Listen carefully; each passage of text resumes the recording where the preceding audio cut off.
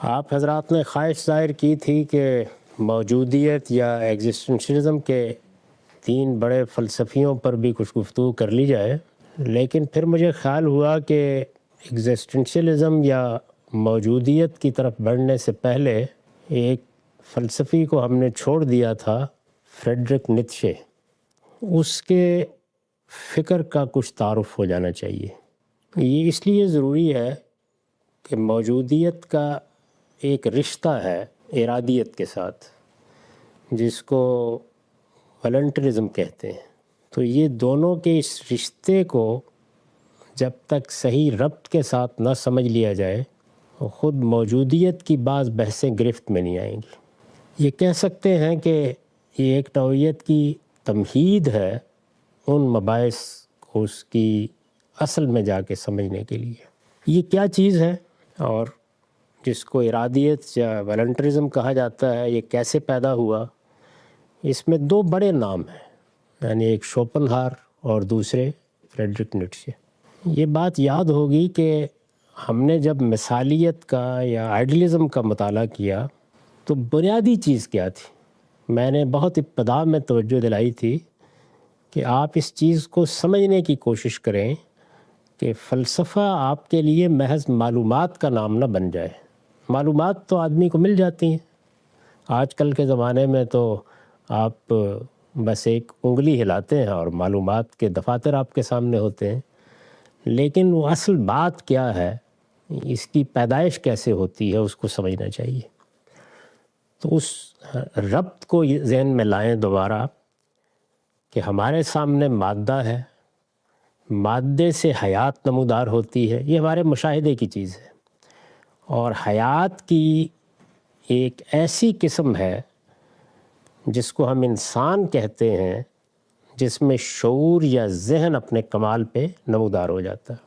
تو اب یہ دیکھنا ہوگا کہ جو حقیقت مطلقہ ہے یا اس عالم کی حقیقت ہے، یا جس کو آپ عین مطلق کہہ سکتے ہیں، یا جس کو ہم نے نو افلاطونیت میں اور بعد میں صوفیاء کے ہاں دیکھا کہ وہ ذات بہت سے تعبیر کر رہے ہیں، یا ہیگل وغیرہ کے ہاں وہ ایک ورلڈ اسپرٹ ہے یا روح جہاں ہے، اس طرح کی تعبیرات ہی کے مقابل میں بعض لوگ خدا کا لفظ بھی رکھ لیتے ہیں۔ تو یہ جو حقیقت مطلقہ ہے یا ایبسلیوٹ ریئلٹی ہے، اس کی نوعیت کیا ہے؟ تو جس وقت ہم نے یہ کہا کہ وہ ذہن ہے، آفاقی ذہن، یونیورسل مائنڈ، تو اصل میں ہم نے یہ کہا کہ اس کا ادراک بالکل ویسے ہی ہوگا جیسے ہم عقل کا ادراک کرتے ہیں، یعنی ہمارے اندر اس کا پرتو کس صورت میں ہے؟ عقل کی صورت میں۔ تو اسی وجہ سے جس وقت نو افلاطونی فلسفے میں اس نے ربط پیدا کیا، یعنی وحدت کا کثرت سے ربط پیدا ہوا، تو اس نے سب سے پہلے عقل کی صورت اختیار کی، کیونکہ وہ اپنی حقیقت کے لحاظ سے تمام مثالی فلسفیوں کے ہاں عقل ہی ہے، یعنی ذہن گویا عقل۔ یہ میں لفظ کیوں استعمال کر رہا ہوں انٹلیکٹ یا عقل؟ اس لیے کہ اس پورے فلسفے کی تمام تر خصوصیات اسی ایک لفظ کے اندر چھپی ہوئی ہیں۔ حقیقت مطلقہ یا ایبسلیوٹ ریئلٹی اگر ذہن ہے، آفاقی ذہن ہے، تو اس کا مطلب یہ ہے کہ جس طرح عقل بے غایت نہیں کام کرتی تو وہ بھی بے غایت کام نہیں کرے گا، عقل بے مقصد اقدام نہیں کرتی، وہ بھی بے مقصد اقدام نہیں کرے گا، معنویت اس میں لازماً ہونی چاہیے، ربط و نظام لازماً ہونا چاہیے۔ اب یہ ساری چیزیں جن کو آپ کہتے ہیں نا کہ یہ اب معقول ہے، یعنی ہر چیز معقولات کی صورت میں سامنے آنی چاہیے، تو مقصد، غایت، معنویت، ربط، نظام، حسن، جمال، اس کے اندر توازن، یہ جتنی چیزیں بھی آپ فرض کر سکتے ہیں، اگر آپ غور کر کے دیکھیں تو وہ عقل کے خصائص ہیں۔ تو جس وقت ہم یہ کہتے ہیں کہ وہ آفاقی ذہن ہے، تو اس کا مطلب یہ ہے کہ اب یہ جتنی چیزیں بھی میں نے بیان کی ہیں، ان کا ظہور ہونا چاہیے، یعنی عالم اصل میں انہی کا ظہور ہونا چاہیے۔ تو جب وہ انہی کا ظہور ہوگا تو آپ کوئی نصب العین بھی تلاش کریں گے، آپ کوئی مقاصد بھی متعین کریں گے، آپ کسی غایت کو بھی تلاش کریں گے، آپ خود اس شخصیت کا جو ارادہ ہے اس کے ظہور کو بھی معنویت سے وابستہ کریں گے. یہ اس کا لازمی نتیجہ ہے جب آپ عقل کہتے ہیں ذہن کہتے ہیں, کیونکہ یہ لفظ بولتے ہی یہ ساری چیزیں لوازم کی حیثیت سے سامنے آ جاتی ہیں. تو یہ لوگ جن کا اب ہم ذکر کر رہے ہیں, خاص طور پر شوپنہاور, جس کو موضوع میں بھی نہیں بنا رہا, آپ چاہیں گے تو اس پر بھی ایک گفتگو ہو جائے گی. یہ کہتے ہیں کہ وہ آفاقی ذہن جس کو آپ کہہ رہے ہیں یا حقیقت مطلقہ جس کو آپ کہہ رہے ہیں, وہ ذہن نہیں ہے, وہ ارادہ ہے, وہ ول ہے. اور ذہن اپنے اندر مقصد رکھتا ہے, ارادے کے لیے کوئی مقصد ضروری نہیں. ذہن اپنے اقدامات میں معنویت رکھتا ہے, ارادے کے لیے کسی معنویت کا کوئی سوال نہیں. ارادہ تو جذبے سے پیدا ہو جاتا ہے, ارادہ تو اندھا ہو سکتا ہے, ارادہ بہرا ہو سکتا ہے. تو ارادہ ہے بنیادی طور پر ایک آفاقی ارادہ جو حقیقت مطلقہ کی حقیقت ہے. یعنی اس سے پہلے جو مثالیت پسند فلسفی ہیں وہ اس کو عقل اور ذہن سے تعبیر کرتے تھے, تو ظاہر ہے اس کے تمام لوازم کو بھی مانتے تھے یا بیان کرتے تھے. جیسے ہی آپ نے اس کو ارادے سے تعبیر کیا تو اب وہ جبر محض ہے, اس کی کسی غایت کو متعین کرنے کی کوئی ضرورت نہیں ہے. وہ جس طرح چاہے اقدام کر ڈالے. اور اس کے اقدام میں مذہب میں دیکھیے نا, ہم کیا کرتے ہیں, خدا کا لفظ بولتے ہیں تو ایک ادنا ذرے کے برابر بھی یہ ماننے کے لیے تیار نہیں ہوتے کہ اس سے شر صادر ہو سکتا ہے. جو مثالیت پسند فلسفی ہیں وہ بھی یہ نہیں مانتے. یعنی ان کے لیے بھی ذہن معقولیت چاہتا ہے نا, تو یہ کیسے ہو سکتا ہے کہ ایک آفاقی ذہن جس کو بہت پیور ہونا چاہیے اس سے شر صادر ہو جائے. لیکن ان کے ہاں تو ارادہ سراپا شر ہے, شر ہی شر ہونا چاہیے اس کو. اب یہ چیز جو ہے, جس طرح ہم نے وہاں دیکھا کہ وہ آفاقی ذہن جو ہے اس کا سب سے بڑا ظہور کس میں ہوا ہے, انسان میں. تو یہاں جب ارادے کا ظہور ہوگا تو اس کا مطلب ہے کہ انسان کی حیثیت سے, یعنی فلسفہ جب تک اس عالم کو سمجھنے میں کھڑا تھا اس وقت تک آپ نے اسے آفاقی ذہن کہا, یا آپ مادیت پسندوں کے تصور میں چلے جائیے تو آپ نے اس کو بے رحم مادہ کہا. تو ان لوگوں کے ہاں جب وہ ارادے میں تبدیل ہو گیا, یعنی ول میں تبدیل ہو گیا, تو اب اس کے بعد اس کے ساتھ کسی معقولیت کو وابستہ کرنا یہ تو آفاقی سطح پر بھی ممکن نہیں ہے. تو اگر انسان کی سطح پر اس کو لائیں گے تو یہ آپ کی جتنی اخلاقیات ہے, جس کو مسیحی اخلاقیات کہا جاتا ہے, پھر اس کے بعد تو یہ اڑ جائے گی بالکل. رحم کیا چیز ہے, احسان کیا چیز ہے, عدل کیا چیز ہے, یعنی ارادہ ان کا پابند کیوں ہے, میں کوئی چیز بھی نہیں. تو جو آفاقی ارادہ ہے اسی کا ظہور ہونا ہے نا میرے ارادے میں.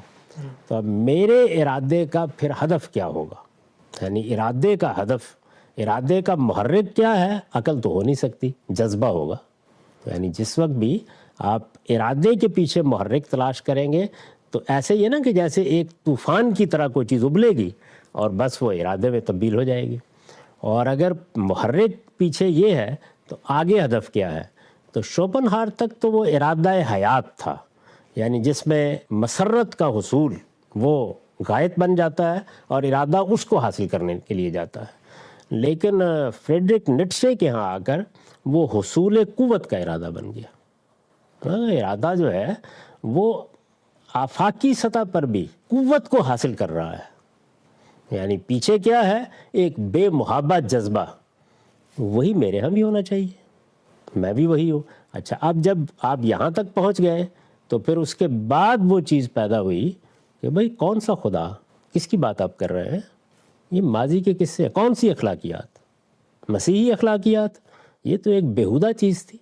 اس نے غیر معمولی سلطنت تھی, سلطنت روما, تو گویا اس کے پورے وجود ہی کو بالکل ختم کر کے رکھ دیا. یعنی پادری کھڑے ہو گئے, مذہبی لوگ کھڑے ہو گئے. رحم کیا چیز ہوتی ہے, رحم دلی کیا چیز ہوتی ہے, یہ بے معنی فضولیات ہے. اور پھر ان فضولیات ہی میں الجھ کر, جیسے کہ فریڈرک نیٹشے نے لکھا کہ یہ اصل میں 3 یہودی تھے, ایک مسیح, دوسرے خود پال, ایک وہ پطرس مچیرا اور ایک مریم عذرا. یعنی 3 یہودی مرد اور ایک عورت, ان سب نے مل کے سلطنت روما کو تباہ و برباد کر دیا.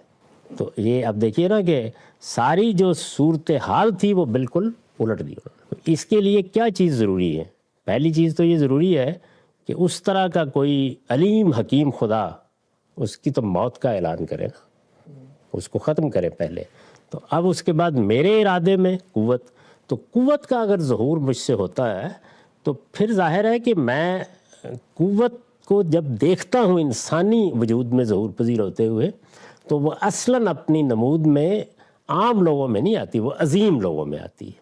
تو عظیم لوگ ہی اصل میں اس پورے ارادے کی کارفرمائی کا منشا ہے، یعنی یہ عظیم لوگوں کو پیدا کرنا چاہتا ہے، اور یہ جمہوریت اور یہ لوگوں کے حقوق اور یہ رحم دلی، یہ عظیم لوگوں ہی کو مارنے کے ذرائع ہیں، یعنی اس کے سوا کچھ نہیں ہے۔ تو عظیم لوگ یا عظماء، ان کو پیدا ہونا چاہیے۔ یہ کیسے پیدا ہوتے ہیں؟ اس کے لیے ضروری ہے کہ بازار جنگ گرم رہے، اس لیے کہ انہی میں وہ قوتیں، صلاحیتیں پیدا ہوتی ہیں، انہی میں وہ چیلنج سامنے آتا ہے، تو اس سے عظمتیں پیدا ہوتی ہیں، اور اصل میں حکومت کا حق انہی عظمتوں کو ہے۔ باقی سارے انسانوں کو اپنے اس یعنی فلسفیانہ پس منظر کے شعور کے ساتھ عظمتوں کے سامنے سرنگو ہو جانا چاہیے، عام زندگی میں بھی اور سیاست اور عالمی امن میں بھی۔ تو عالمی طور پر بھی امن کوئی چیز نہیں ہے۔ یہ کیا چیز ہے اس پیس آپ جس کی باتیں کرتے ہیں، یہ حقوق کیا چیز ہوتی ہے؟ اصل میں ان عظمتوں کو فیصلہ کرنا ہے کہ وہ کیا کریں گی۔ ان عظمتوں کے ظہور ہی کو اصل میں اس آفاقی ارادے کا ہدف ہونا چاہیے، اور جب وہ میرے اندر ظہور کرتا ہے تو یہاں بھی اسی کو ہدف ہونا چاہیے۔ تو اب اگر غور کر کے آپ دیکھیں تو چونکہ اس کے پیچھے ایک شدید نوعیت کا جذبہ محرک بنتا ہے، تو یہ بالکل رومانویت بن جاتی ہے۔ ظاہر ہے کہ عقل تو ایسے نہیں کرے گی نا، اس میں فطرت اور میں ہم آہنگ ہو کر آفاقی ارادے کے ظہور کا ذریعہ بنتے ہیں، اور سیاست، معاشرت، تاریخ پر اس کا اثر جو ہے وہ ان عظمتوں کے حوالے سے پڑتا ہے، اور یہی وہ چیز ہے کہ جو گویا انسان کی منزل کو ایک فوق بشر کی منزل بنا دیتی ہے۔ تو فریڈرک نیٹشے کا پورے فلسفے کا خلاصہ یہ ہے، یعنی اصل میں جو مثالیت پسند فلسفی ہیں ان کے ہاں یہ ارادیت کا تصور یہاں سے پیدا ہوا ہے۔ پھر ایک مرتبہ ذہن میں تازہ کر لیجئے، یعنی مادہ، حیات، شعور۔ شعور کو اصل قرار دیا گیا، ظاہر ہے کہ شعور کو ہم اپنے شعور پر قیاس کریں گے تو آفاقی ذہن کا شعور بھی عقلی ہوگا، وہ خود عقل کل ہوگا، اس کے اندر معنویت ہوگی، اس کے اندر مقصد ہوگا، اس کے اندر غایت ہوگی، اور اس کے ہر اقدام میں آپ گویا باہمی ربط تلاش کریں گے، وہاں اخلاقیات، جمالیات، حسن، معلوم نہیں کیا کیا چیزیں پیدا ہونا شروع ہو جاتی ہیں۔ تو ادھر بالکل اس کے الٹ ہو گئی صورتحال، یعنی بات وہیں سے چلی ہے۔ یہ الٹ کے یہاں نہیں آئے کہ مادہ اصل چیز ہے، نہیں، اصل چیز جو ہے وہ وہی غیر مرئی قوت ہے، لیکن وہ قوت ہے کیا؟ وہ ارادہ ہے، اور اس کا ظہور خود میری اپنی شخصیت میں ہوتا ہے۔ اب اس کا اثر جس طرح میں نے کہا کہ سیاست پر یہ پڑے گا کہ اس میں جمہوریت، حقوق، یہ باتیں بے معنی ہو جائیں گی۔ اخلاقی اصول کہتے رہے آپ، جدا ہو دین سیاست سے تو رہ جاتی ہے چنگیزی، وہ کہے گا چنگیزی ہی تو مقصود ہے، یعنی سب سے بڑا جو ظہور ہے وہ تو چنگیز ہی کی صورت میں ہوگا۔ ایسے ہی تو لوگ ہیں کہ جن کے لیے وہ آفاقی ارادہ کام کر رہا ہے۔ تو یہ جتنی چیزیں بھی اس نوعیت کی ہیں وہ سب بالکل مقابلے میں ختم ہو جائیں گی۔ اور پھر ظاہر ہے کہ آرٹ کے بارے میں آپ یہی کہیں گے، یعنی جمال کیا ہے؟ جمال اصل میں قوت کا ظہور ہے۔ حسن کیا ہے؟ وہ قوت ہی کا ظہور ہے، اور قوت کا ظہور جو ہے وہ ہوتا کس میں ہے؟ مرد میں ہوتا ہے نا۔ تو یہ عورت کیا ہے؟ چنڈال۔ اب عورت کے بارے میں پھر وہ سارے افکار جو ہے وہ پیدا ہو جاتے ہیں، یعنی وہ کہتا ہے کہ یہ کیا چیز ہے، نہ اس کو حسن کا احساس، نہ اس کو جمال کا شعور، نہ اس کو موسیقی کے ساتھ کوئی چیز بھی نہیں۔ یعنی آپ دیکھیے کہ جو طاقت ہے اصل میں، یعنی مرد کے اندر جس کا ظہور ہوتا ہے، اس کا آخری مرتبہ کیا ہے؟ عظماء میں اس کا ظہور۔ تو وہاں پر جو آرٹ پیدا ہوتا ہے، وہاں پر جو فنون پیدا ہوتے ہیں، وہاں پر جو موسیقی وجود میں آتی ہے، وہی حقیقت میں وہ موسیقی ہے، وہ آرٹ ہے، وہ فنون لطیفہ ہے کہ جو ارادے کا مقصود ہے۔ تو یہ عورت کوئی حقیقت نہیں اس کی، یعنی یہ بس آپ یوں سمجھ لیجئے کہ جس طرح دنیا میں چیزیں ہیں ویسی ایک چیز ہے، اٹھائیے تو اس کی یہ پھر وہ اگر آپ پڑھیں اس کی تحریریں تو آپ کو یہ محسوس ہوگا کہ جیسے یعنی ایک شدید نوعیت کی نفرت اور شدید نوعیت کا جذبہ تحقیر ہے جو عورت کے معاملے میں وجود پذیر ہوتا ہے، اور اتنی طاقت کے ساتھ ظہور پذیر ہوتا ہے کہ وہ یعنی لافانی جملہ ہی کہنا چاہیے جو اس کی زبان سے قلم سے نکلا کہ عورت کے پاس جا رہے ہو چابک لینا مت بھولنا، یعنی وہ ایک جانوری کی سطح پر ہے آپ کے ساتھ، کیونکہ جو طاقت ہے، جنگ ہے، عظمت ہے، اس کا ظہوری مرد میں ہوتا ہے۔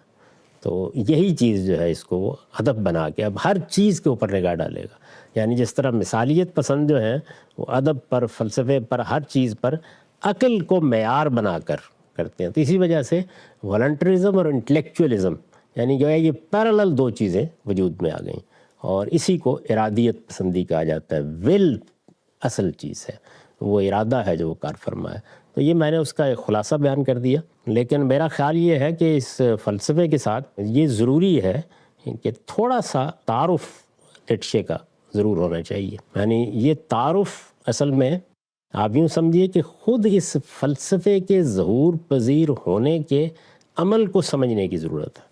ہم نے اس سے پہلے جن فلسفیوں کو دیکھا تو ان کے ہاں اس کی ضرورت نہیں تھی، اس لیے کہ وہاں آپ فکر کو جب سمجھ لیتے ہیں پوری طرح تو چونکہ ذہن ہے، معقولیت ہے، معنویت ہے، تو اس وجہ سے وہاں اس کی ضرورت نہیں پڑتی، تو اس کو تھوڑا سا جان لینا چاہیے۔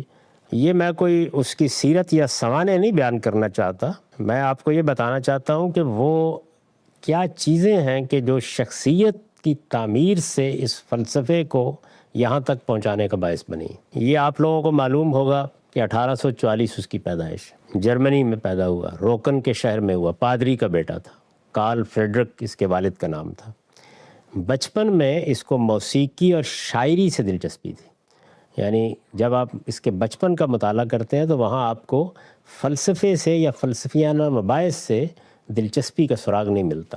جس وقت یہ جوانی کی عمر پہنچا تو شراب و شاہد کی بدمستی اس کا ایک پورا دور ہے، اور اس میں آپ یہ کہہ سکتے ہیں کہ جوانی کے زمانے میں جو ایک طرح سے بعض لوگ اپنا ایک گروپ سا بنا لیتے ہیں، اس طرح اپنے ساتھیوں کا ایک گروپ بنا کے جو کچھ بدبستی کے مظاہر ہو سکتے تھے وہ ایک لمبے عرصے تک اس سے صادر ہوتے رہے، لیکن پھر اچانک اس نے بیراہ روی سے کنارہ کشی کر لی، اور پھر لسانیات، حیاتیات اور فلسفے سے اس کی دلچسپی کا ظہور ہوا۔ یہ تینوں چیزیں ایک لمبے عرصے تک اس کے مطالعے کا موضوع رہی۔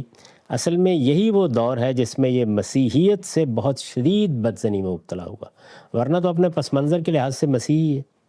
یہی زمانہ ہے جس میں اس کی شوپنہار سے ملاقات ہوئی ہے۔ 1867 میں جی میں کیا آئی کہ اوریاں ہو گئیں، فوج میں بھرتی ہو گیا، اور وہاں سے صحت کی خرابی کی وجہ سے سبکدوش ہونا پڑا، اور وہ جو صحت کی خرابی پیدا ہوئی وہ ایسی پیدا ہوئی کہ پھر کبھی بحال نہیں ہو سکی۔ یہ ایک پہلو ہے، یعنی جب آپ شخصیت کو دیکھتے ہیں۔ ایک دوسرا پہلو کیا ہے، وہ یہ ہے کہ پہلی محبت کی، آپ دیکھیے کہ عورت کے بارے میں جو خیالات ہیں ان کو آپ الگ کیجئے، لیکن محبت بالکل والہانہ عشق کے انداز میں ہوئی، عورت پھر عورت ہی ہے، اس میں شدید ناکامی ہوئی اس لیے کہ لڑکی نے شادی کی پیشکش ٹھکرا دی۔ تو یہ جو ناکامی ہے یہ گویا جو ایک انا ہے اس کے اوپر پہلی بڑی چوٹ ہے۔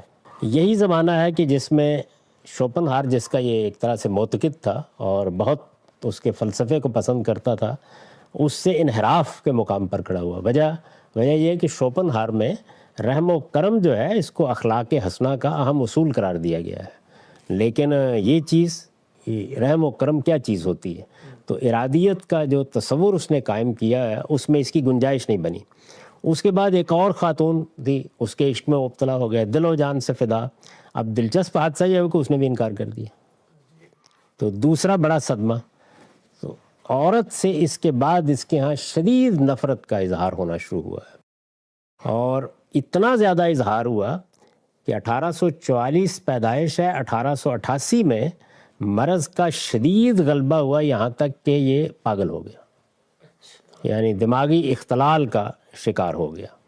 اور اس دماغی اختلال کا شکار ہونے کے بعد جو بالکل ہی بے ربط زندگی پیدا ہو جاتی ہے ایک دماغی امراض کے اندر مبتلا ہونے والے شخص کی، اس سے نکلنے کا عمل تو ہو گیا، لیکن بقول زرتشت مثال کے طور 10 پیک زرتشترا جو اس کا ایک لحاظ سے آپ کہہ سکتے ہیں کہ میگنو اوپس ہے، اس کا بہت ہی شاہکار ہے، اس میں جو ادب ہے، جو شاعری ہے، جس طرح کا کہ افکار خیالات کو لکھتا، بہت مصنف بڑے کمال کا مصنف ہے۔ تو اس میں اگر آپ اس کو پڑھیں پوری کتاب کو، میری تو ایک زمانے میں بہت پسندیدہ کتاب رہی، بلکہ میں نے ایک زمانے میں 10 پیک جاوید کے نام سے ایک بڑی طویل نظم لکھنا شروع کی تھی، ہے ابھی بھی وہ کہیں پڑھی ہوئی۔ تو میں یہ بتا رہا تھا کہ 1888 میں آ کے، یعنی 44 کی پیدائش ہے، تو اس زمانے میں اس پر بڑا شدید مرض کا غلبہ ہوا۔ اصل میں اسی طرح کے امراض کا جب غلبہ ہوتا ہے تو ہمارے ہاں بھی آپ جانتے ہیں کہ مجذوب ہو جاتے ہیں لوگ، یعنی صوفیوں کے ہاں بھی ایک پوری قسم موجود ہے۔ اقبال نے غالباً اسی پس منظر میں کہا ہے، اگر ہوتا وہ مجذوب فرنگی اس زمانے میں، تو ایک طرح کی جذب کی کیفیت اس کے اوپر پیدا ہوئی اور دماغ میں شدید خلل کا ظہور ہوا، اور یہی زمانہ ہے کہ جس میں یہ بقول زرتشت جو ہے وہ پھر اس کے قلم سے نکلی ہے۔ تو میں یہ عرض کر رہا تھا کہ اگر آپ کتاب کو پڑھیں تو ظاہر ہے کہ ہم نے ترجمہ ہی پڑھے ہیں، تو کتاب میں جو ادب ہے، جو شاعری ہے، جس طرح کی خطابت ہے، جیسا وہ غیر معمولی مصنف ہے، جس طرح لکھتا ہے، وہ بڑا حیران کن ہے۔ لیکن کتاب کے کانٹینٹ میں مریضانہ انانیت اور خود ستائی ہے جس کا ظہور ہوتا ہے۔ یعنی اگر آپ کتاب کو پڑھیں اور اس میں ایسے ایسے اظہار کے اسالیب ہے کہ بس آدمی دیکھتا رہ جاتا ہے، کہتا ہے میں دجال ہوں، اپنی عقل و دانش سے زد چاہ چکا ہوں، یہ کیا چیز ہے جو مجھے مل گئی ہے، سب خدا مر چکے ہیں، اگر خدا کا کوئی وجود ہوتا تو میں کیسے برداشت کرتا کہ میں خدا نہیں ہوں۔ تو اب ظاہر ہے کہ اس طرح کے جو ایک طرح سے مریضانہ خود ستائی اور انانیت کے بیانات ہیں، وہ جس پس منظر میں صادر ہوئے ہیں، اس کو ایک ذہین آدمی نے فلسفہ بنا دیا ہے۔ ورنہ عام حالات میں اس طرح کی چیزیں اگر کسی صادر ہوں، ایک تو زبان بڑی غیر معمولی ہے، لکھنے کا اسلوب بڑا غیر معمولی ہے، اس کے اندر جو جذبہ اور جو خطابت ہے وہ بڑی مسحور کن ہے، تو پھر اس طرح کی باتیں اس کے قلم سے نکلی ہیں۔ عنوانات ہی آپ دیکھیں نا، چند عنوانات پہ نگاہ ڈالیں جو اس کے خود نوشت کے ہیں، تو کیا عنوانات ہیں؟ میں اتنا بڑا دانش مند کیوں ہوں؟ میں اتنا چالاک کیوں ہوں؟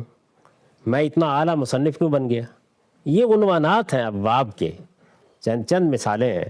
تو اس طریقے سے وہ دیکھتا ہے۔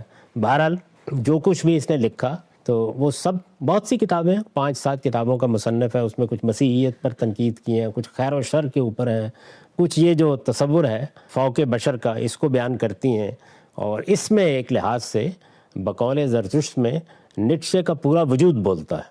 یعنی یہ کافی ہے یہ کتاب اگر آپ پڑھ لیں۔ 1900 میں انتقال ہو گیا، 1844 اور 1900 کتنے سال بنتے ہیں۔ تو اس کی بہن تھی الزبتھ جس نے اس کے مقالات کو ترتیب دیا اور بعد میں اس پر حواشی بھی بہت اچھے لکھے۔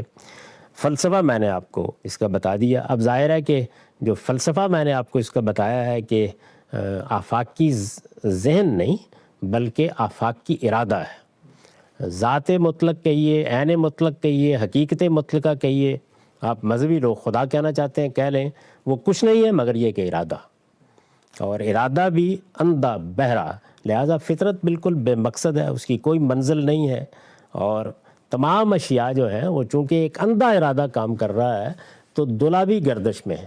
یعنی یوں سمجھ لیجئے کہ ایک طرح سے اس ارادے کا ظہور ہوتا ہے اور اس کے بعد وہ سائیکل کے ساتھ پھر اسی مقام کے اوپر آ جاتا ہے۔ جذبہ اگر پیچھے موجود ہو اور کوئی مقصد سامنے نہیں ہے تو آپ خط مستقیم میں چلیں گے ہی نہیں، بلکہ وہ یہی حرکت وجود میں آئے گی۔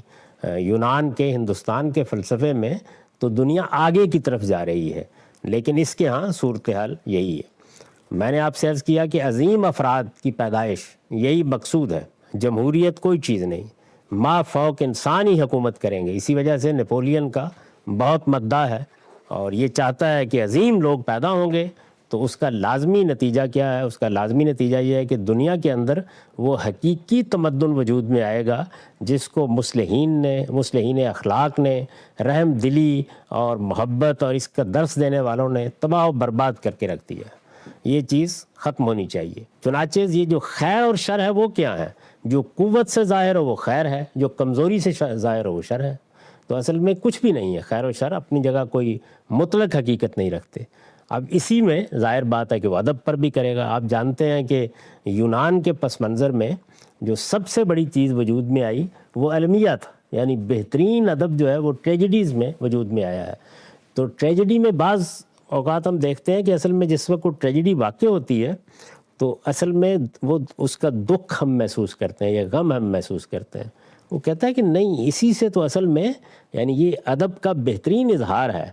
اس میں جس وقت وہ ٹریجڈی واقع ہوتی ہے تو واقع کرنے والا اہم ہے, ہماری ساری توجہات اس پر مرتکز ہو جاتی ہیں جس پر واقع ہوئی ہے. کرنے والا اہم ہے, یعنی جس نے مارا ہے وہ اہم ہے. اصل میں قاتل ہے جو ہمارا آئیڈیل ہونا چاہیے, مقتول نہیں. یعنی اکھاڑے میں اگر آپ نے شیروں کے آگے ڈال دیا ہے تو یہ ہمت جو شیروں کے آگے ڈالنے سے پیدا ہو رہی ہے, یعنی وہ جنگجو اور وہ عظماء جو اپنے پاؤں کے نیچے کچل سکیں لوگوں کو, وہ ہوئے نا, وہی دنیا کی تاریخ بناتے ہیں. تو یہ اس لیے میں نے یہ کہا کہ تھوڑا سا اس کی سیرت و سوانح کو دیکھ لیں, وہ اس سے اندازہ ہوتا ہے کہ فلسفے کے ساتھ خود انسانی شخصیت کا کیسا ربط پیدا ہوا ہے. تو یہ اس کو ایک تمہید سمجھیں, اس کے بعد پھر ذرا آسانی ہو جائے گی کہ آپ بنیادی طور پر دیکھیں تو یہاں پر بھی اگرچہ وہ آفاقی ارادہ ہے جو زیر بحث ہے, ابھی معاملہ یہاں نہیں آیا کہ اس سب کچھ کو اٹھا کر پھینک دیا جائے اور ہم ساری توجہ بینگ کی بجائے, علم کے بجائے اپنی ایگزسٹنس پر کریں, کیونکہ وہی حقیقت ہے. اتنا بڑا جو تحول ہوا جس کے نتیجے میں نیریٹیوز ختم ہو گئے, خیر و شر کے تصورات باطل ہو کر رہ گئے, میں ہوں جس سے میری دنیا شروع ہوتی ہے, میں ہوں جس پر ختم ہو جاتی ہے. تو ایگزسٹنشلزم کا یہ جو پہلو ظہور ہوا ہے, یعنی پورے کے پورے فلسفے میں موضوعیت آ گئی, معروضیت کا خاتمہ ہو گیا. تو یہ یوں نہیں ہے کہ اس کے ہاں ہے, لیکن یہ آپ ایک برزخ کے طور پر دیکھ سکتے ہیں کہ وہ معنویت اور وہ سب چیزیں اب یہاں کیا ہے.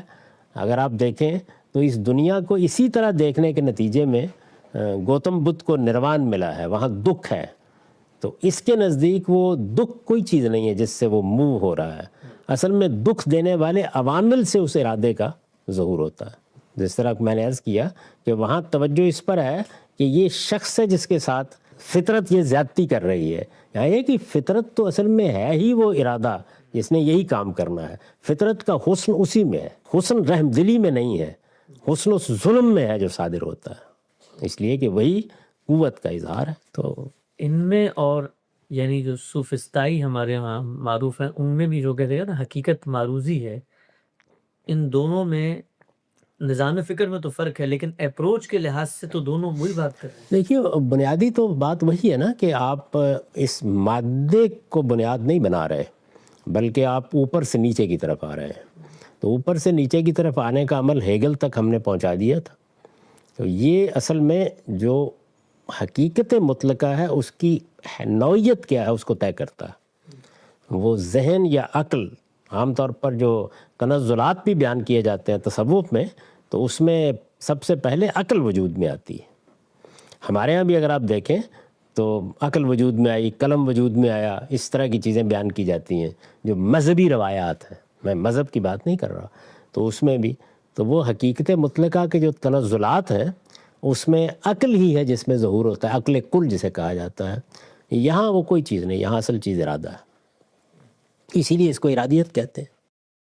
اچھا ایک چیز میری سمجھ میں نہیں آئی استاذ, یہ جو آپ شاید اس وقت آواز پوری کلیئر نہیں تھی, یہ جو ذہن کا انٹلیکٹ سے تبدیلی ہونا, اس نے جو کہا کہ ارادہ ہے, ول ہے, تو یہ اس کا کیا محرک تھا؟ نہیں دیکھیے نا, بات یہ ہے کہ آپ سب جو کچھ کیا ہے سمجھنے کی کوشش کر رہے ہیں نا. فلسفہ نام ہے اس چیز کا کہ پھر وہی اسی جگہ جائیے, مادہ ہے, مادے سے حیات پیدا ہوتی ہے, حیات میں شعور آ جاتا ہے. حقیقت کیا ہے؟ Absolute reality. یہ تو سب عوارض ہے نا, کیا ہے؟ تو مادیت پسند یہاں سے شروع کریں گے کہ حقیقت یہی مادہ ہے, تو اس کو ہم نے سائنس تک پہنچا دیا. اچھا مثالیت پسند یہ کہتے ہیں کہ نہیں یہ کوئی چیز نہیں, یہ تو عکس ہے, یہ ظلال ہے, ان کی کوئی حقیقت نہیں ہے. اصل چیز کیا ہے؟ ذہن. ایک آفاقی ذہن ہے جو کار فرما ہے, وہی ایک غیر مرئی حقیقت ہے. نظر تو نہیں آتی لیکن دیکھنا چاہو تو خود اپنے اندر دیکھ لو, تمہارے اندر بھی اس کا ظہور ہو رہا ہے. تو اس کے بھی کچھ لوازم ہیں. اس کا اثر ظاہر ہے کہ ادب پر پڑے گا, سیاست پر پڑے گا. ارسطو, افلاطون, یونانی جتنے ہیں تو وہ محض فلسفیانہ تعبیر پر تو اکتفا نہیں کرتے نا, اس کے بعد اطلاق کرتے ہیں کہ سیاست کیسی ہونی چاہیے, معیشت کیسی ہونی چاہیے, ادب کیسا ہونا چاہیے, فنون کیسے ہونے چاہیے. وہ سب چیزیں جو ہیں ان کے پیچھے کیا ہے اصل میں خرد پسندی, یعنی عقل ہے جس کی پرستش ہوگی, وہی بنیادی چیز کردار ادا کرے گی. تو یہ حقیقت کی تعین کا عمل ہے جو اس نے کیا, اور یہ کہا کہ نہیں وہ اصل میں حقیقت مطلقہ ذہن نہیں ہے. یعنی یہ کس مصیبت میں پڑ گئے ہو تم, وہ ارادہ ہے. اب ارادے کے پیچھے محرک کیا ہوگا؟ ارادے کے پیچھے محرک جو ہے وہ کوئی عقلی اقدام نہیں ہوتا, وہ جذبہ ہوتا ہے. تو محرک جذبہ ہوگا تو رومانویت وجود میں آ جائے گی. اور ہدف کیا ہے وہ اس نے متعین کر دیا, قوت کا حصول ہے. باقی میں نے وہ اصولی بات تو آپ کو بتا دی ہے کہ مثالیت پسندی اصل میں اعلیٰ ترین جگہ پر پہنچتی ہے جب کشف کا اور الہام کا سہارا اس کو ملتا ہے. یعنی برگسان نے بھی دیکھیے نا کہ وجدان پر آ کر تان توڑی. علامہ اقبال کے بھی یہی ہے, آپ ریکنسٹرکشن میں دیکھیں تو وہ کیا کہتے ہیں, یعنی ان کا سارا اصرار یہ ہے کہ وجدان کو بجائے خود عقل کا ایک یعنی فلسفیانہ ذہن اور خاص طور پر مثالیت پسند ذہن وہ عقل سے دستبردار نہیں ہوتا, تو وجدان ہی کو عقل کی ایک منزل یا عقل کی ایک صورت یا عقل کی ایک مینیفیسٹیشن وہ قرار دے دیتے ہیں. یہ آپ برگساں کو پڑھیں تو بالکل یہی صورتحال ہے. اور کشف اور الہام کا سہارا جب ملتا ہے تو جو چیز اصل میں متخیلے میں تھی وہ زمین پر آ جاتی ہے, ایک حقیقت بن جاتی ہے. تو اس لیے میں نے عرض کیا تھا کہ مثالیت پسندی کی آخری منزل کیا ہے, وہ تصوف ہے. مادیت پسندی کی آخری منزل کیا ہے, سائنس. تو جیسا آپ نے ہیگل کے بارے میں فرمایا تھا کہ ہیگل نے جو کہا تھا کہ ذہن جو ہے نا کہ ارتقا پذیر ہے, اور اس نے آتے کی طرف وہ پڑھ گیا ہے, اور اس سے پھر آپ نے جو ہے اس کو قرار دیا کہ یہ جو بیک گراؤنڈ تھا جس نے فکرت اور اس طرح کے لوگ پیدا ہوئے. تو نیچے نے جب یہ کہا کہ قوت ہے کا حصول ہے اور ارادہ ہے اصل میں, اور جذبے سے پیدا ہوتا ہے, اور عظیم لوگ پیدا کرنا اس کا ادب ہے, اس سے بھی تو کچھ اثرات ہوئے ہوں گے. وہ کیا یہ اصل میں دیکھیے یہی وہ پس منظر ہے نا جس کے اندر سے یہ نازی تحریکیں اٹھیں, نسل پرستی کے تصورات پیدا ہوئے. آپ ڈارون کے بھی اگر نظریہ ارتقاء کو دیکھیں تو اس میں آدم و حوا ہمارے باپ کی حیثیت سے تو نہیں رہتے نا. تو اگر ارتقاء کا بقائے اصلاح کا اصول وہی اطلاق کرتا ہے تو اس میں برتر نسلوں کا تصور پیدا ہو جائے گا, آپ سے آپ پیدا ہو جائے.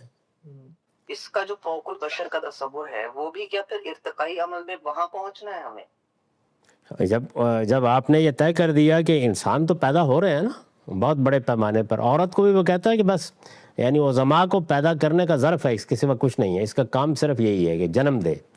تو یہ پیدا ہوں گے, جب عظماء پیدا ہوں گے تو عظماء میں عظیم ترین کا تصور خود بخود پیدا ہو جائے گا. یعنی جب آپ کہتے ہیں کہ اصل منزل ہی عظماء کی پیدائش ہے تو عظیم ترین آپ سے آپ پیدا ہو جائے. سر سوال ہے وہ یہ کہ ارادہ جو ہے یہ وجود سے نکلتا ہے اور اس کی مینیفیسٹیشن ہے, اور ذہن جو ہے وہ سیکنڈری ہو جاتا ہے پھر ارادے کے, یعنی ارادے کے آگے ذہن چکتا ہے. کیا صحیح ہے؟ دونوں چیزیں جو ہیں ان کو ہم دیکھتے ہیں. ظاہر ہے کہ یہ جو کچھ بھی کہہ رہے ہیں تو اس کا ظہور کہاں دیکھتے ہیں. آفاقی ارادہ ہے, آفاقی ذہن ہے, آفاقی عقل ہے, یہ سب کچھ کا ظہور کہاں ہوتا ہے؟ ظہور تو اصل میں یا کائنات میں ہوگا یا انسان میں ہوگا. تو سب سے پہلا انٹروسپیکشن اگر کریں تو تجربہ انسان میں ہوتا ہے. تو ہم اپنے اگر اعمال کا جائزہ لیں تو کیا یہ حقیقت نہیں ہے کہ بہت کم ایسا ہوتا ہے کہ عقل گورن کر رہی ہوتی ہے, زیادہ تر تو ارادہ اور جذبہ ہی ہے. یعنی ارادہ کیا ہے اصل میں, اس کے پیچھے جو تحریک دینے والی قوت ہے وہ ہمیشہ جذبہ ہی ہوتا ہے. عقلی ارادہ بہت کم ہوتا ہے, یعنی ہمارا ارادہ عقلی بھی ہوتا ہے لیکن بہت کم ہوتا ہے. اکثر و بیشتر تو ہمارے جتنے بھی اقدامات ہیں ان کے پیچھے جذبہ کام کر رہا ہوتا ہے. تو یہ وہ مطالعہ اور مشاہدہ ہے جس کو انہوں نے اپنے تخیل کے زور سے یہ صورت دے دی. وہ جب ہم تنقید کریں گے تو وہ ایک الگ بحث ہے کہ وہ کیسے کریں گے, لیکن فی الحال تو ایک اس کا تصور قائم کرنا چاہیے نا. کیا کہنا چاہ رہے ہیں؟ جذباتی لوگ ہیں استاد. نہیں، عام طور پر بھی آپ دیکھیں زندگی کے اندر زیادہ بڑا محرک جو ہمارے اقدامات کے پیچھے وہ جذبہ ہوتا ہے. میرے اقدامات کے پیچھے تو جذبہ ہی ہوتا ہے. یہ جو بھی تنقیدیں آپ کو کرنا پڑتی ہیں، یعنی ہم مذہبیات میں کر رہے ہیں، ہم سیاست میں بعض اقدامات پہ تنقیدیں کرتے ہیں، آپ اگر غور کر کے دیکھیں تو یہ سب تنقیدیں اپنے پیچھے کیا چیز رکھتی ہیں؟ یعنی یہ عقلی تجزیہ کر کے ہم چیزوں کو واضح کر رہے ہیں.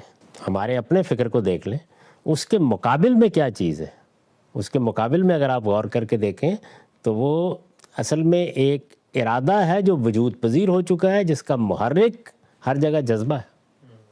وہ عقیدت کا جذبہ بھی ہو سکتا ہے، وہ برتری کو حاصل کرنے کا جذبہ بھی ہو سکتا ہے، وہ جو بھی آپ اپنے لیے وہ ہدف بنا لیں گے، اس کے پیچھے بنیادی محرک وہی ہے. اس سے آپ یہ بھی سمجھ سکتے ہیں کہ اقبال کتنا بڑا آرٹسٹ ہے. یعنی آپ دیکھیں کہ اس نے اٹھایا ہے جذبہ. اب مرد مومن آ گیا، کخاری و غفاری و قدوسی و جبروت، یہ 4 عناصر ہوں تو بنتا ہے مسلمان. یعنی یہ میں یہ نہیں کہہ رہا کہ یہ نیٹشے سے مستعار ہے، لیکن بہرحال جو ذہنی ساخت ہے انسان کی، وہ فلسفیانہ پس منظر سے نجات تو نہیں پا سکتی نا، تو وہ اس کو دیکھتا ہے. اب مجھے پورے قرآن مجید میں ذرا بندہ مومن کی یہ صفات دکھا دیجیے. یعنی میں تو مجبور ہوں نا، اس لیے کہ یا میں کتاب اللہ کی روشنی میں دیکھوں گا یا فلسفے کی روشنی میں دیکھوں گا. دکھائیے ذرا مجھے. وہاں تو ان المسلمین والمسلمات، صائمین والصائمات، قانتین والقانتات، وہاں تصویر ہی بالکل دوسری. اتار چڑھا ہوا دارا و سکندر سے وہ مرتے فقیر اولا. وہ ظاہر ہے کہ اس کے پیچھے یہ ساری جتنی تعبیریں ہیں اس کے شاہین، لڑا دے مبولے کو شہباز سے. مسولینی کے بارے میں جو نظم ہے، ندرت فکر و عمل کیا شے ہے ذوق انقلاب، پڑھے ذرا اس کو کبھی. اگر آپ بالکل فلسفیانہ سطح پر دیکھیں تو عشق ایک خوبصورت لفظ ہے نا. جذبہ تو ظاہر ہے کہ شاعری میں آ کے وہ اچھا لفظ نہیں بنے گا. محرک کے طور پر دیکھیں کیا چیز ہے. مرد خدا کا عمل عشق سے صاحب فروغ، عشق ہے اصل حیات، موت ہے اس پر حرام. عشق کی تقویم میں عصر رواں کے سوا نئے زمانے بھی کیا پیدا کرے گا؟ عقل نہیں، عقلی اقدامات نہیں، علم نہیں. عشق کی تقویم میں عصر رواں کے سوا اور زمانے بھی ہیں جن کا نہیں کوئی نام. عشق دم جبرائیل، عشق دل مصطفیٰ، عشق خدا کا رسول، عشق خدا کا کلام. عشق کی گرمی سے ہے پیکرے گل تابناک، عشق ہے صحبائے خام، عشق ہے کاس الکرام. تو یہ اور اس میں اتنا یعنی ظاہر ہے بڑا اعلیٰ کلام ہے، اس میں فن کا بڑا غیر معمولی اظہار ہے. تو ہم دیکھتے نہیں کہ وہ اس کے پیچھے فلسفیانہ ذہن کیا کام کر رہا ہے. نیٹشے کو بھی بعض لوگ پتہ نہیں، سارے تو نہیں کر رہے ہوں گے، ہمارے یہاں کچھ لوگ جو ہے نا ان کو صوفی قرار دیتے ہیں. ایک قدر مشترک ہے نا دونوں میں، دونوں کے ہاں آخری منزل اختلال ذہنی کی ہوتی ہے. یہ کہا گیا ہے کہ اس نے لا کی تلوار استعمال کر لی نیٹشے نے، اور یہ جو تمام چیزیں اس کو توڑ دیا ان کو. اگر آپ غور کریں تو خود اقبال یہی توجیہ کر رہے ہیں. دیکھیے نا، کاش بودے در زمانے احمدے تا رسیدے بر سرور سرمدے. یعنی مطلب یہ ہے کہ یہ اصل میں وہ احوال ہے جو ایک سالک پر طاری ہو جاتے ہیں. یہاں شیخ کی ضرورت ہوتی ہے وہ نکال لے. آپ اگر پڑھیں مثلا مولانا اشرف علی تھانوی صاحب ارواح ثلاثہ کو دیکھ لیں، تو جس وقت یہ توجہ کے عمل سے گزرتا ہے کوئی سالک، تو اس میں اس کا شدید اندیشہ ہوتا ہے کہ اگر شیخ کامل نہیں ہوگا یا شیخ کا ہاتھ نہیں پکڑا جائے گا تو آپ ذہنی اختلال کا شکار ہو جائیں گے. تو بڑی مناسبتیں ہیں ان سب چیزوں کے درمیان. تو سر یہ ویسے اپنی کو اللہ تعالیٰ نے اتنا مطلب ڈرائی کی بنایا ہے، اور یہ عشق اور ارادے وغیرہ کی، یہ تو بڑے رومانٹک کا سب. جی ہاں، اسی وجہ سے میں نے عرض کیا تھا کہ یہ رومانویت جو ہے ان کے ہاں بالکل وہی رومانویت ہے جو آپ کو مثلا روسو کے ہاں نظر آئے گی، اور جو ایک پورا کا پورا دور ہے جس میں رومانوی فکر، رومانوی شاعری، رومانوی ادب پیدا ہوا ہے، اس میں بنیادی کردار جذبہ اور فطرت سے آپ کا تعلق پیدا کرتا ہے. بس فرق صرف یہ ہے کہ وہ رومانوی جذبہ یعنی اپنی روح میں بڑا مذہبی سا ہے، جیسے اقبال کے ہیں وہ بڑا مذہبی سا بن جاتا ہے، اور اس کا ظہور فطرت کے ساتھ تعلق میں ہوتا ہے. اس کے ہاں وہ ایک اور طرح کا فلسفہ بن کے اصل میں تخریب کی ایک دنیا پیدا کر دیتا ہے. یہ جو کچھ میں نے بیان کیا ہے اگر یہ کبھی ظہور پذیر ہو جائے تو آپ دیکھیے دنیا میں ہوگا کیا. سر ایک اور پرابلم یہ ہے کہ یہ جو اپنے کو یوز کر کر کے بندہ مطلب ایگزاسٹ ہو جاتا ہے زندگی میں. سر عشق کا جذبہ جو ہے یہ رومانٹک ارادیت وغیرہ جو ہے یہ تو بندے کو علائق تو یہی رکھتی ہے انسان.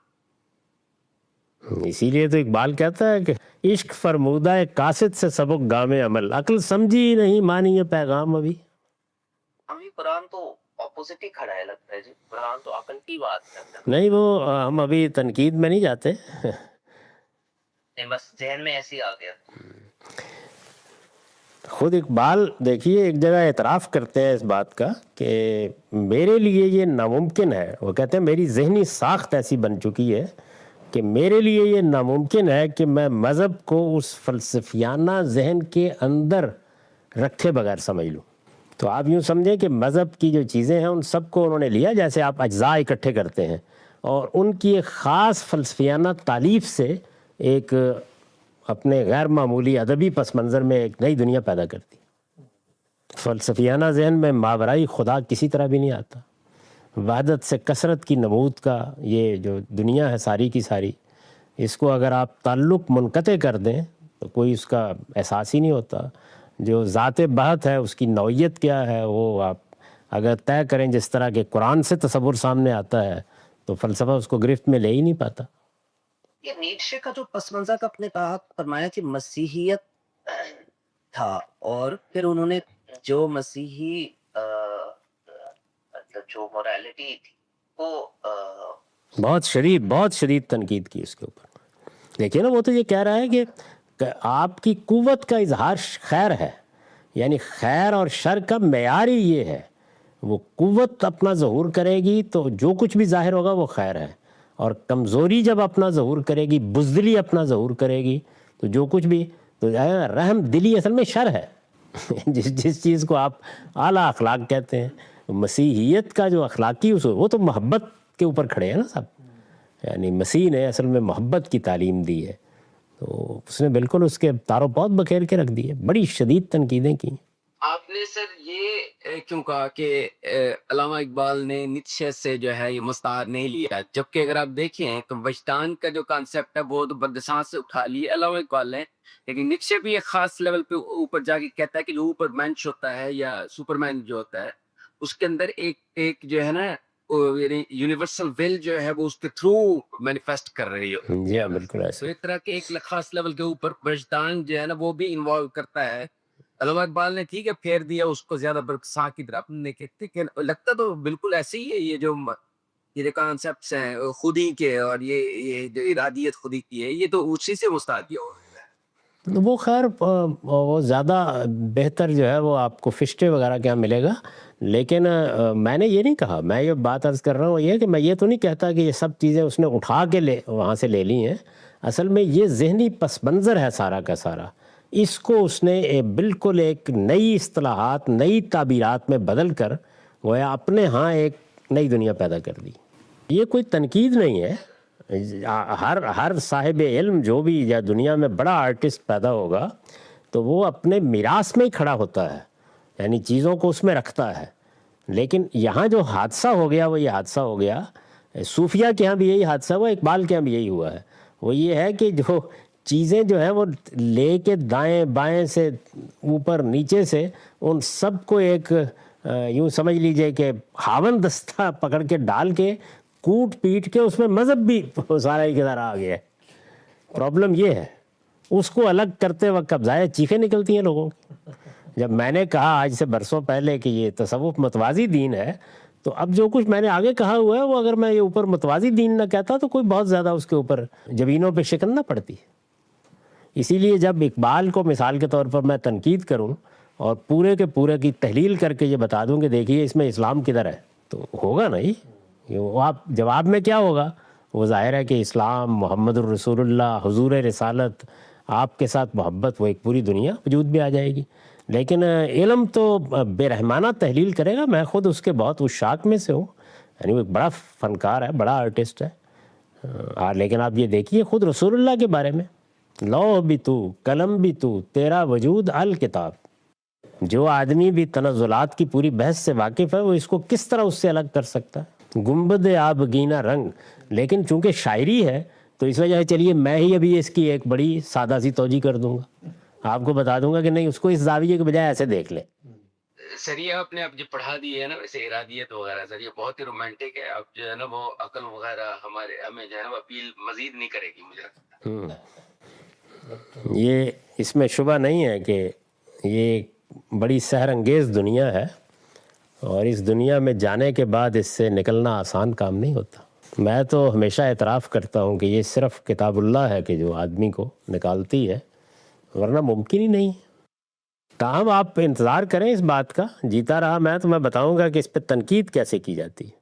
یہ جو قرآن مجید میں کئی مقامات پہ آتا ہے کہ جو ایسا محسوس ہوتا ہے کہ بے جان اشیاء ہی تسبیح و تحمید کرتی ہے اللہ تعالیٰ کی، جیسے یسبح لہ ما فی السماوات و ما فی الارض۔ نہیں، محسوس کیا ہوتا ہے صریح لفظوں میں بیان کیا، بلکہ ڈانٹ بھی پلا دی ہے کہ تم لوگ ان کی تسبیح اور صلات کو سمجھ نہیں سکتے۔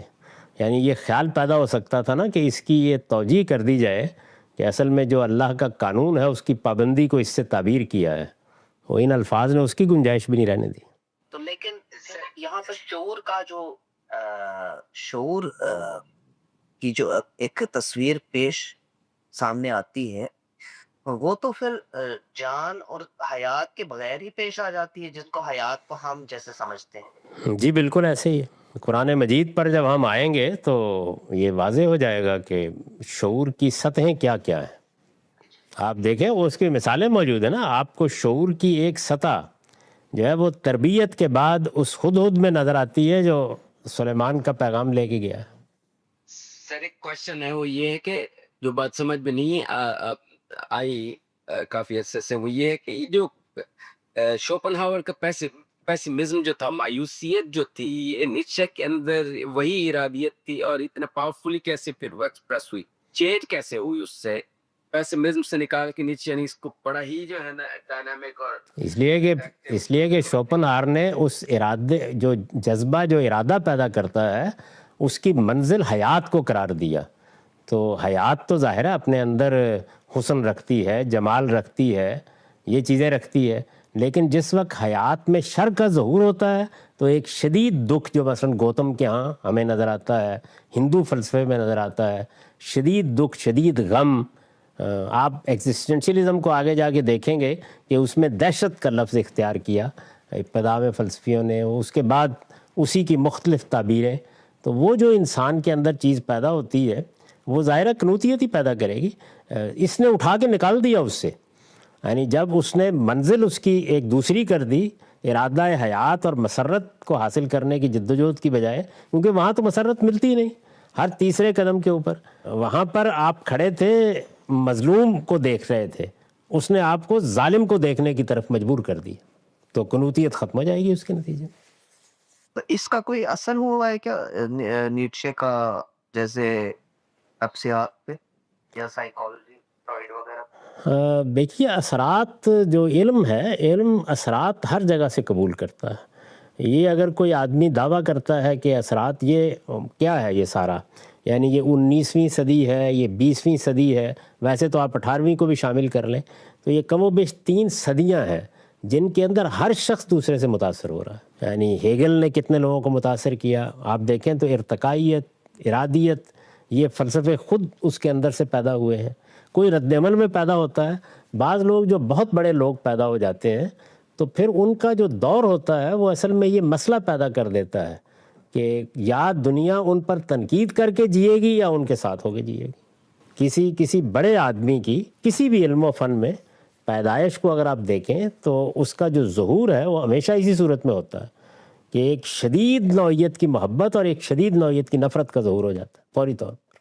تو اس لیے متاثر تو ہر شخص ہو رہا ہوتا ہے۔ یہ کیسے ممکن ہے کہ ہم لوگوں نے جب شعور کی آنکھ کھولی، شعور کی آنکھ کیا کھولی، اس وقت ابھی اسکول میں پڑھتے تھے، تو آپ یہ دیکھیے کہ جو آپ کے ہاں کے بڑے لوگ تھے وہ بالکل اس وقت انہوں نے ذہن کو گرفت میں لے لیا، کیونکہ سب سے پہلا تعارف ان سے ہوتا ہے۔ ابوالکلام، اقبال، ابوالعلا مودودی۔ سر ارادیت ویسے جو ہے یہ سارا کوئی ہٹلر وغیرہ نازیزم ہو گیا، ایون ٹرمپ ہمارے بھائی ہیں، ان کو بھی دیکھ لیں آپ، یعنی یہ کوئی لوگ جو ہے وہ ایسا نہیں ہے کہ بھئی فلسفیانہ تفکر کے نتیجے میں پیدا ہوتے ہیں، اصل میں ایک ذہنی فضا پیدا کر دیتے ہیں فلسفی حکماء، اور اس کے اندر پھر انسان کی اپنی جبلتیں وہ ظہور پذیر ہو جاتی ہیں۔